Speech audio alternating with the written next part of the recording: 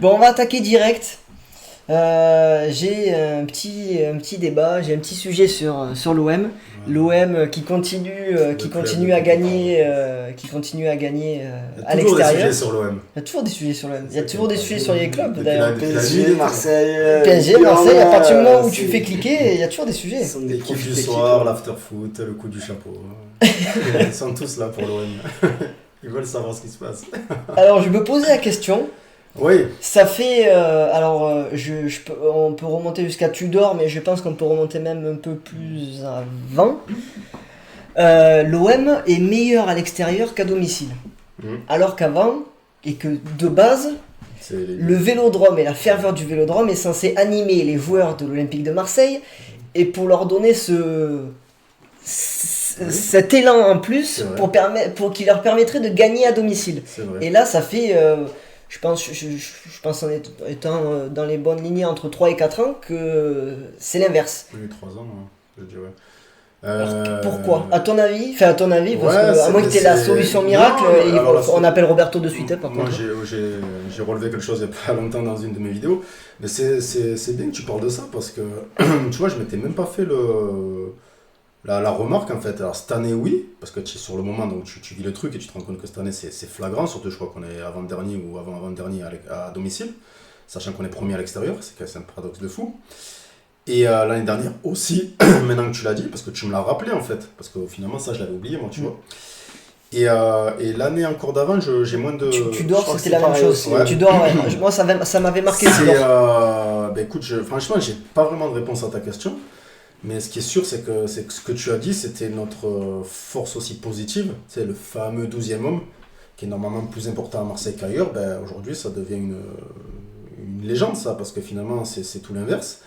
Alors, est-ce que ça serait pas justement parce que peut-être j'émets des hypothèses, hein, peut-être qu'au niveau des joueurs recrutés, comme on dit souvent, et Pascal peut le dire même s'il n'est pas pour l'OM, porter le maillot de l'OM, c'est pas porter le maillot d'Angers ou d'Auxerre, tu vois ce que je veux dire.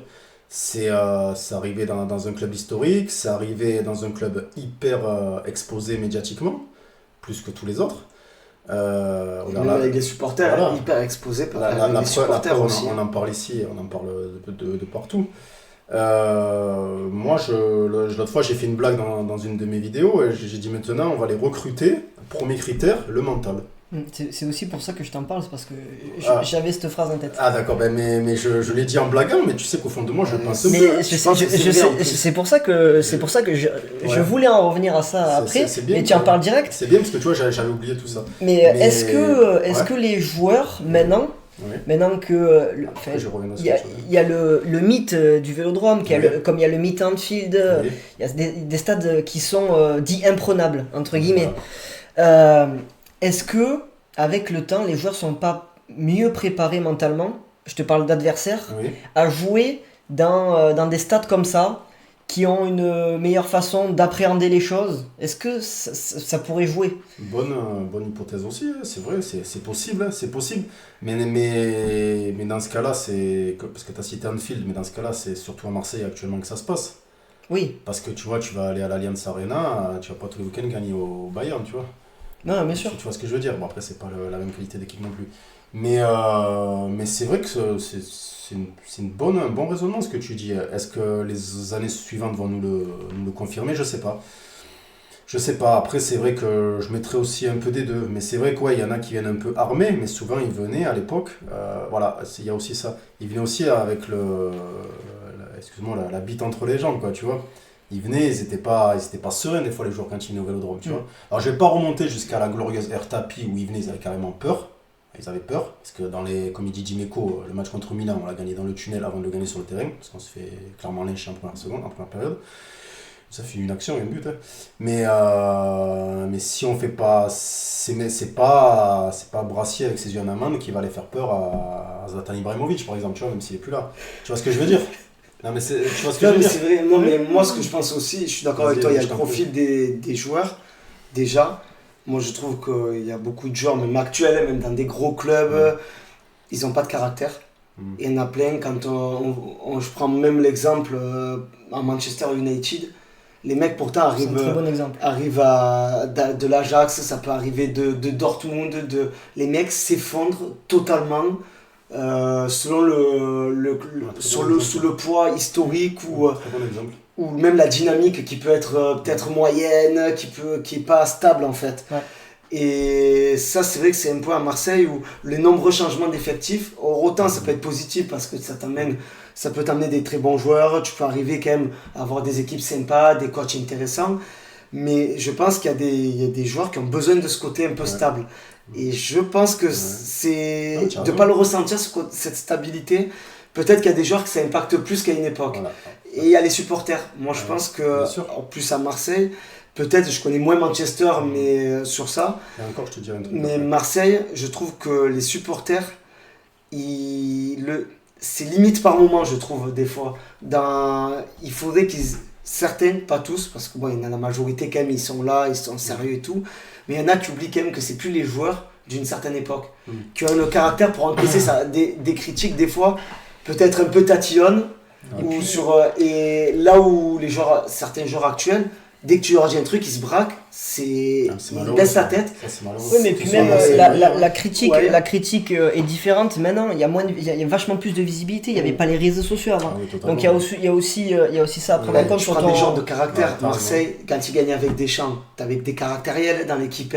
Quand tu prends des Souleymane Diawara, tu prends des Mbia, tu prends des Lucho Gonzalez, des Heinze, tu as un Mandanda. T'as eu des mecs comme Lorixana avant, les mecs c'était des fous dans leur tête. Chaque match, qui se fassent huer, qui se fassent. Julien Fernandez, non? T'avais Julien Rodriguez. Julien Rodriguez qui n'était pas un tendre quand il n'était pas blessé. Ouais, Galgivet, tout ça. C'était des profils qui pouvaient coller parce que c'était pas des grandes stars, mais qui. J'ai pas la barbe de JV. Mais peut-être que là, c'est des joueurs peut-être trop lisses. Qui se regardent un peu trop. Mais de toute façon, tu regardes. Les coups de pression de supporters ne marchent plus. Au final, si tu enlèves les mecs d'expérience, on va dire Osberg, Rabiot, tout ça. Aujourd'hui, quel est le joueur qui a le plus de caractère à Marseille? Moi, je pense que c'est Rabiot. Je pense que c'est Rabiot qui est le joueur avec le plus de caractère à Marseille actuellement. Parce que même si Greenwood, c'est un bon joueur, pour moi, c'est pas un joueur de caractère. Ah non. Même à Manchester, il n'en a jamais eu. Rulli. J'en ai un mieux que toi, à mon avis. Vas-y, peut-être, dis-moi. Højbjerg. Ouais, mais j'allais venir. Alors, Højbjerg, alors, on va parler de caractère. Voilà. J'ai confondu dans ce que je veux dire caractère et tempérament. Højbjerg, il a le caractère, comme j'ai dit, mis à part quand j'ai commencé ma phrase, j'ai dit mis à part le joueur d'expérience comme Højbjerg et Rabiot. J'ai dit. Parce que Højbjerg, c'est le caractère, comme tu as dit, mais c'est pas le tempérament. Donc c'est peut-être encore mieux ce qu'il a Højbjerg que Rabiot, dans le sens où... c'est moins foufou. C'est moins foufou, c'est stable. C'est quelqu'un qui va être peut-être moins réactif à un petit tac par derrière, tu vois ce que je veux dire? Tu vois, Rabiot, qu'on le veuille ou non, il est solide. C'est un mec qui tu vas pas lui marcher dessus. Hein. C'est lui qui marche sur les autres, tu as vu contre Lens. J'ai pas tout vu, mais... moi j'ai vu un mec que j'avais vu à l'époque à Paris. Il retrouve son niveau, petit à petit. Il retrouve totalement son niveau, et on est même plus proche de ce qu'on en pense. Et c'est des mecs comme ça qu'il faut, sauf que tu en as deux. Tu as cité Højbjerg et tu as raison, parce qu'Højbjerg, c'est bien, Enfin, moi je suis fan d'Højbjerg, donc j'essaie de pas me perdre dans ce que je vais dire, mais tu sais, souvent on dit ouais, c'est l'homme fort, c'est la classe, c'est le leader naturel, c'est Højbjerg. Ouais, le leader naturel alors c'est dans ce truc-là que je mettrais le caractère. Pourtant l'autre, même s'il fait le foufou derrière là, avec son brassard là, l'autre, la Balerdi, je n'ose même plus prononcer son nom. Lui, c'est un match sur deux. Là, depuis 4 matchs, il était mauvais. Là, il a été correct contre Lens, mais depuis 4 matchs, il était mauvais. Donc, très mauvais même. Donc oui, on a besoin de ces joueurs-là, parce que moi, par exemple, je vais revenir sur ce transfert que je n'ai jamais souhaité. Ben, moi, l'année où tu perds Payet, Guendouzi, Mandanda, Sanchez, pour moi, et Under, pour moi, c'est horrible ça. Sanchez, joueur de caractère. Mandanda, leader naturel. Guendouzi, joueur de caractère. Payet, leader technique. Et Under, qui était dans la meilleure année de sa vie à l'OM. Là, c'est 5 joueurs que tu perds en même temps. 5 titulaires. 5 titulaires en plus, quasiment. Hormis Mandanda qui avait été entre deux, sorti, mais... Grosse erreur, ça dit en mais bon, mais c'était 5 titulaires. Under qui avait retrouvé une place de titulaire. Alors là, je trouve, c'est la première fois que d'ailleurs on l'a su l'année d'après. Hein. Enfin, pour moi, ça a été compliqué après, à partir de là. Et c'était... voilà. Et après, tu recrutes des mecs, mais on le voit cette année... j'entendais, et à juste titre, je sais plus que c'est qui disait ça, que Brassier il passe de Brest à. Je sais plus comment il s'appelle le stade à Brest. C'est pas le Boudou, c'est. Le Francis Leblay. Voilà, rien que le nom, t'as vu, il m'a fatigué. Francis Leblay, tu passes de Francis Leblay au stade Vélodrome. Je l'aime bien, Brassier. Voilà, j'ai rien contre lui. Mais il y a aussi un truc que je voulais relever par rapport à ça, c'est que, et ça me fait repenser à ma vidéo, il y a des joueurs, j'ai rien contre Brassier, je précise, parce que c'est pas le seul, mais il y en a d'autres, et il y en a un qui me vient en tête, c'est porter le maillot de l'OM. Ça marque bien sur le CV. Tu sais, quand tu vas arrêter ta carrière, que tu vas avoir ton petit garçon, ton petit fils, que tu vas moi j'ai joué dans ce club. Et comme je l'ai dit, Mendoza et Jiménez ont joué aussi dans ce club. Tu vois, Igor Dobrovolski, pour monter un peu plus loin, ils ont joué dans ce club. Tu vois, mais c'est franchement, oui, j'ai joué à l'OM, mais raconte ce que tu as fait à l'OM aussi. Tu vois, c'est ça que je veux dire. Donc, ouais, il y a des mecs qui peuvent parler. Et même s'il y a des gars qui ont été des Gignac ou des Payet, qui a des saisons qui ont été plus ou moins moyennes, eux ils peuvent parler. Parce qu'ils ont quand même fait. Des moments de banc, ils ont eu des. Dans la globalité, ils ont apporté. Voilà, dans la globalité, voilà. Oui, Gignac, il a apporté. Voilà. Même Payet, aujourd'hui, Payet, c'est un joueur, c'est le joueur, le premier nom que tu cites des derniers joueurs partis qui te manquent. Payet, il vient avant Thauvin. Je te le dis. C'est comme ça, alors moi par rapport à ce que Longoria a fait dans la globalité, je vais pas lui jeter la pierre, parce qu'au contraire, moi je trouve qu'il nous fait du bien. Moi j'aime bien ce trio là, Longoria, Benassia et Ravanelli, ça me plaît. Ravanelli aussi un peu d'affect, mais voilà, je pense que Pascal il a dit, je pense qu'aujourd'hui tu dois, et comme je l'ai dit moi aussi dans ma vidéo, aujourd'hui le critère d'avoir les épaules pour venir à Marseille, c'est important. C'est un des trucs hyper importants. Un très bon exemple, c'est Benoît Pedretti. Il est monstrueux, je crois que c'est à Sochaux. Il est monstrueux. Il fait l'Euro 2004. Donc il est monstrueux, il fait l'Euro 2004. Il vient chez nous. En plus, le pauvre s'est bien fait arnaquer parce qu'il venait chez nous pour jouer avec Drogba. Mais Drogba il s'est barré. Et alors, on a pris Pedretti, Louis Noula et 2 écrans géants. Donc du coup, tu fais venir Pedretti, il fait une saison, mais plus que moyenne. Après, il vient chez Lyon. Il reste un an, mais il a pas les épaules, parce qu'il, excuse-moi, pour honneur à monsieur Nicolin, c'est une tarlouse. Il s'est chié dessus. Il est parti parce qu'il s'est chié dessus, Pedretti. Moi, je te dis, ça, il n'a pas supporté, comme il a dit Pascal, il n'a pas supporté les petits titillements, là, tu vois. Voilà. C'est bon, à un moment donné, pour tes couilles, assume. Tu vois, c'est pour ça que moi j'aime les mecs sur Gignac, il allait à la fin de son contrat, tu vois. Et pourtant, il avait vécu une saison la deuxième ou la troisième, elle est catastrophique. Il en prend plein la gueule, Big Mac, Gignac. Il y a les 2 premières qui sont très très dures. Ils faisaient des cures d'amaigrissement. À Metrano, je sais plus quoi, Merano là. Et ben, il a quand même. Payet aussi en avait fait, non? Payet, il a déjà fait 2 ou 3 même. Ouais. Mais surtout Gignac, c'est vrai que ça a marqué. Mais tu vois, des mecs qui sont allés Et pourtant, moi j'ai vu des Ibrahima Bakayoko pleurer sur le terrain à Bastia. Un jour, un match, ça m'avait marqué, j'étais au lycée, il était allé à Bastia, il n'avait pas marqué depuis un moment, il a marqué, il s'est mis à pleurer comme un enfant devant tout le monde sur le terrain en plein match, parce qu'il avait marqué un but. Mais malgré tout ça, qu'il a souffert et tout, eh ben, il a respecté son contrat. Tu vois ce que je veux dire? Voilà, et là, Pedretti, il est parti comme une fiotte. Et là, tu en as d'autres, même si j'ai rien contre eux, parce que c'est pas leur faute. Putain, t'es joueur pro, moi je suis joueur pro, je suis à Brest, on me propose l'OM. Évidemment, ça fait, moi, je joue avec des champions, mais je savais pas qu'on a... Voilà, donc oui, c'est pour moi le critère mental aujourd'hui, quand tu es joueur quand tu signes à l'OM, il est important. Est-ce que tu aurais même Pascal, parce que Pascal en connaît plus, en termes de joueurs actuels, qui tu verrais avec cette capacité mentale, enfin qui vous verrez avec cette capacité mentale? On en parle souvent en ce moment en plus. Vas-y, je vous écoute, je te pose la question. Comme ça c'est très dur, hein, je vous ai à l'improviste. Pogba, oui. Ouais. Mental expérience. Il y a même un joueur qui a été vite fait évoqué. Il a été vite fait évoqué, et ça serait magnifique, parce que c'est passé vite fait, moi je l'ai vu circuler rapidement. C'est N'Golo Kanté. Moi, je sais pas, tu récupères un mec comme N'Golo Kanté, même s'il est mignon, il est petit, il est gentil, il a stoppé Léo Messi, franchement, Kanté, c'est pas pour rien qu'il a été capitaine avec les Bleus. Hein. Si tu le mets, même si un mec, c'est un leader technique, c'est un leader discret, c'est... Voilà, moi je trouve que... Et à Marseille, on le voulait avant Leicester. Voilà, moi des mecs comme ça... De toute façon, je vais t'expliquer un truc... Tu vas voir tu vas comprendre ce que je veux dire. C'est pour ça que Greenwood, c'est un peu le contre-exemple de ce que je vais dire, mais je vais quand même te dire ce que je vais dire. Je me suis embrouillé. Ce que je veux dire, c'est que du moment où, pour moi, à Marseille, dans ce club-là, même ton club, pour qui j'ai quand même... tu vois, moi, quand j'entends Lyon en Ligue 2, ça me fait chier. Quand j'entends Lyon, j'ai vu des choses comme ça il n'y a pas longtemps. Oui, Romain. Moi, je suis pas le Marseillais qui va dire, ouais, On en a connu un, c'est Pascal et moi. Hein. Ouais, Lyon en Ligue 2. Moi, c'est pas mon délire, ça. Ouais, je sais, mais on a des vidéos à l'appui, des podcasts à l'appui, je sais. Moi, Lyon, Bordeaux, Saint-Etienne en Ligue 2, c'est pas mon délire. Ouais, c'est des rivalités. Je suis pas un anti, moi, tu vois. Je les aime pas spécialement. C'est des beaux matchs. C'est 3 clubs que j'aime pas spécialement en plus. Mais c'est les matchs que tu as envie de jouer, que tu as envie de voir. C'est ça, moi je vois Nîmes en Ligue 2, en National, moi en termes Montpellier, c'est dur aussi. Tu l'as dit, voilà, on a envie de les voir jouer, on a envie de voir Olympique de Marseille, Olympique Lyonnais, Olympique de Marseille, Girondins de Bordeaux. Eh bien à Marseille, ce qu'on a envie de voir, et ce que je pense qu'il faut qu'il y ait, c'est sur le maillot, au-dessus du numéro, c'est des noms connus du football actuel. Aujourd'hui, il faudrait que l'effectif de l'OM, ce ne soit que ça. Pour moi, c'est... Ouais, mais... Sauf Greenwood, qui pour moi est un peu trop... Tu sais, Greenwood, il me fait penser à cette génération 87 en France qui restait sur ses acquis en début de carrière. Tu vois ce que je veux dire? Parce qu'il est pétri de talent. Il est pétri de talent. Ah oui, Greenwood... Et si De Zerbi lui pousse pas 2 ou 3 soufflantes à chaque match, à un moment donné, le mec, il fait pas grand-chose, tu vois. Donc voilà. Maintenant, voilà, moi je pense qu'aujourd'hui à Marseille, des mecs comme ça, voilà, tu les motives, mais il faut avoir des noms sur le maillot. Voilà, pas Brassier. Tu vois, il faut avoir des noms. Ouais, mais tu peux avoir des jeunes. Même Brassé, il faut leur laisser la chance de se révéler aussi.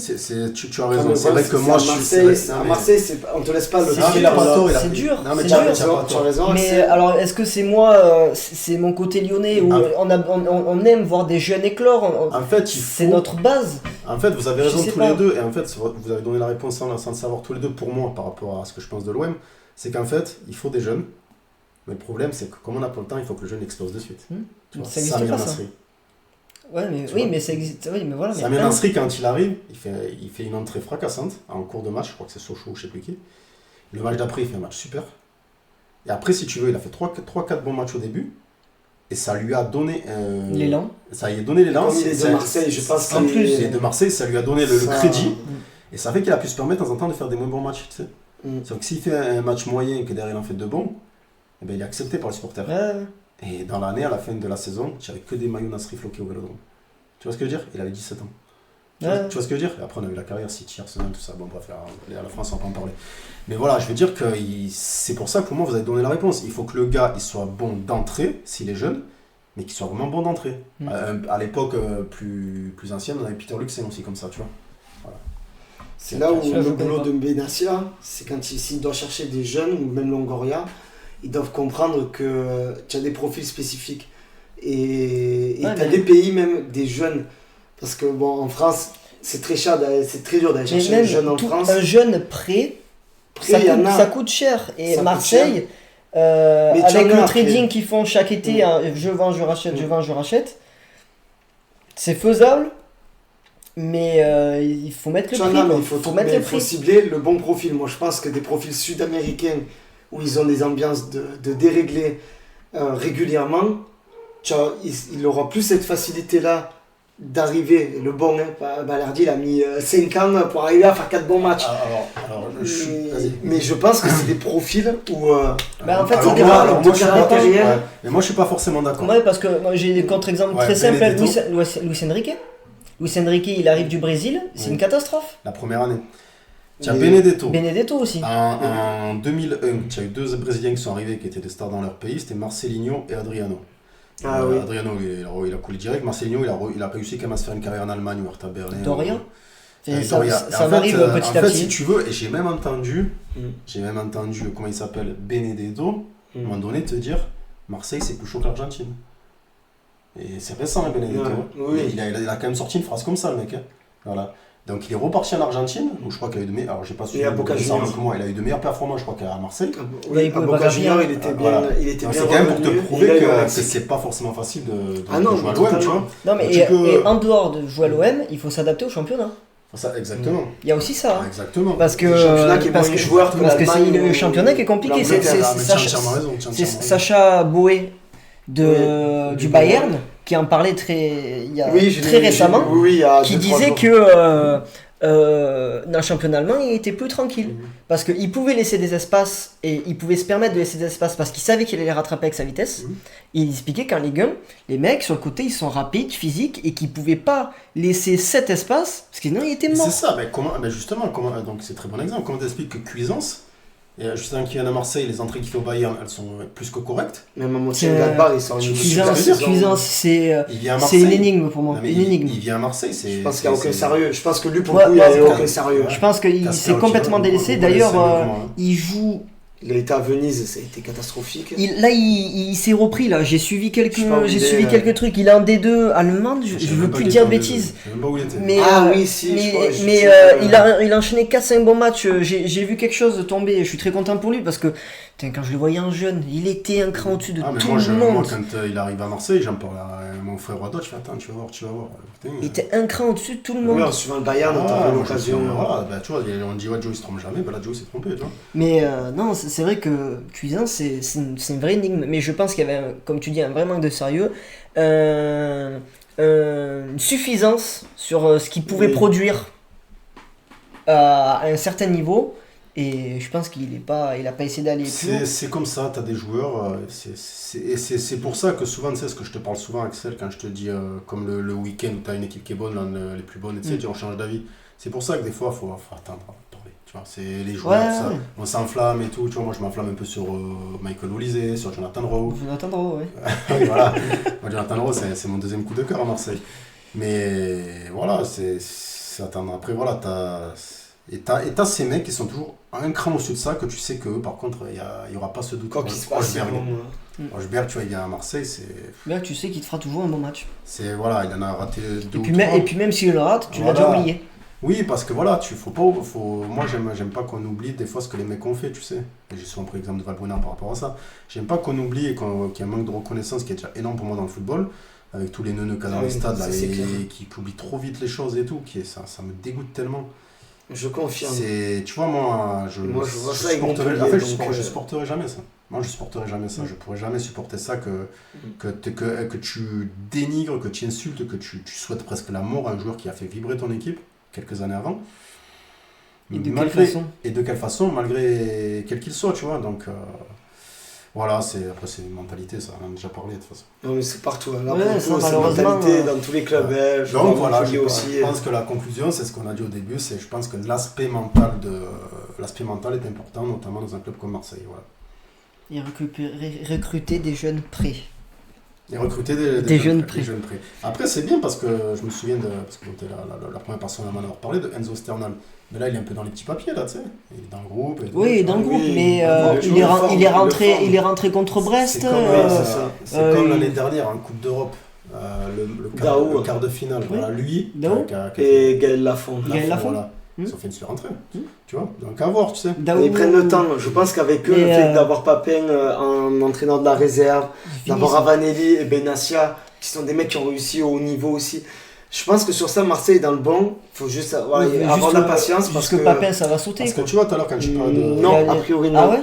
Non. C'est dur de faire sauter Papin, je trouve. Ouais, mais il y a eu des propositions internes. Oui, mais parce qu'ils en ont un, Ali Zerak, là, ou Zarak, lui c'est un Carac. Et il s'est pris pour un autre. Et de toute façon, ils ont été clairs. Ils ont dit, lui, il prend du recul. On lui donne d'autres missions pour la réserve, sur la transition. Je peux le faire. Mais Papin, par contre, ils l'ont stabilisé. Moi, il y a un truc que j'ai lu. Alors, vérité ou pas véridique, je sais pas. Papin, il veut gagner le championnat. Oui. C'est pas possible, ça n'existe pas, ça. Avec une réserve, tu ne gagnes pas un championnat. Tu es là pour améliorer tes jeunes joueurs. Tu cherches pas des résultats. Si, mais moi, sinon je suis d'accord avec Papin. C'est-à-dire, et je trouve que beaucoup de réserves en France, et Marseille a connu ça parce qu'ils ont été en R1 une année où le truc c'est que si tu n'inculques pas la gagne chez les jeunes, oui, mais tu ne peux pas. Et sachant qu'ils sont en N3 Marseille, il n'y a plus une équipe en N2. Une équipe réserve, si je dis pas de bêtises, il n'y a plus une équipe en N2. Si, je crois que tu peux monter jusqu'à N2. Non, il y a plus. Non, oui, certes, mais il n'y a plus d'équipe. Oui, voilà. Elles sont toutes descendues. Voilà. Mais le problème, c'est de faire monter à N2. Bien sûr, mais le niveau a tellement augmenté. Et tu les voyais, les derniers clubs à résister. Lyon a résisté et est descendu il y a 2 ans. Montpellier, ils ont résisté. Montpellier a sauté. Lorient était la dernière équipe, mais parce que Lorient il tourne. Alors il tourne ou il tournait parce que je sais pas comment ça se passe maintenant. Mais il y avait un peu des anciens. À Marseille c'est pareil. Marseille c'est pareil. Ils ont récupéré Sparagna. Ils ont Abdallah aussi. Ça c'est des noms de. Voilà. C'est des Marseillais. Et des mecs en fin de carrière. Qui ont connu le contexte et en fin de carrière. aller aider ton club et faire des groupes, parce que Sparagna, il en a fait des groupes. Hein. Mais le Bielsa, il fait jouer. Oui, bien sûr. Avec Baptiste Aloé. Marseille, ils ont été. Qui a fini à Valenciennes. Ils ont été malins parce qu'ils ont pris même des bons jeunes de Sochaux, dont Robinho Vaz. Ouais, m'en parle pas. Ils ont, sur ça, c'est malin. Et de les mettre avec un mec comme Papin, Ravanelli qui est pas trop loin non plus. Dans un contexte où tu leur inculques la gagne avec Papin, c'est justement ce qui va les aider à appréhender ce contexte potentiellement. C'est de se dire qu'actuellement au club, tu as Ravanelli et Papin, tu vois. Rien que ça, tu l'entends, c'est plaisir. Je crois qu'il y a Boli encore de toute façon. Boli, c'est l'ambassadeur, il est là, voilà, il est là pour. Non mais c'est vrai, il traîne toujours. Quand tu vois, il te montre Longoria dans le tu sais, Dazen, il te montre, t'as toujours Boli et comme ça. Boli, c'est le reste. Il est toujours là. C'est l'image. Boli, c'est l'image. Comme ça, il était tranché le buteur de la Ligue des Champions. C'est ça. Il a ce côté-là et il en joue. Il est comme c'est un bon gars, c'est pas un mauvais bougre, donc. Ça peut, ça donne une image positive. Ah oui, c'est sûr. Et ça, Marseille, c'était rarement arrivé les années d'avant. Oui, c'est vrai. Et c'est ce qui. Longoria a ces idées-là, tu vois, ramener les anciennes gloires, tu vois. Et il a raison, je pense. Benassia a plus l'idée comme moi, d'avoir des noms, tu vois. Et Benassia, lui, il a été formé, donc lui, il connaît ce contexte de formation. Il sait à qui il téléphone. Et il a le réseau, lui. Voilà, il a le réseau, il sait à qui il téléphone. Et voilà, et comme il manque la petite touche, ça serait comme dit Axel, c'est rajouter quelqu'un qui te ramène des jeunes qui les voit, qui sait ce qui est clos, quoi. Qui m'appelle. Voilà, on peut t'appeler, on t'embauche à l'OM. Non mais c'est bien, ils ont recruté Robinho Vaz, je suis écœuré moi qu'ils aient récupéré Robinho Vaz. Oui, ils devaient peut-être aller à Lyon. Mais oui, ils en parlaient un peu, moi j'étais content, je l'aimais bien à Sochaux, il faisait des bonnes, il jouait bien. Très bonne partie U17, il commence en U19 l'année dernière. Bon, bref, on n'est pas là pour parler de. On l'a perdu. Là, tu vois, regarde, il s'est déconcentré. On a perdu Robinho Vaz, U17, U19 et il est parti. Excusez-moi, c'est vrai que c'est votre spécialité. Voilà.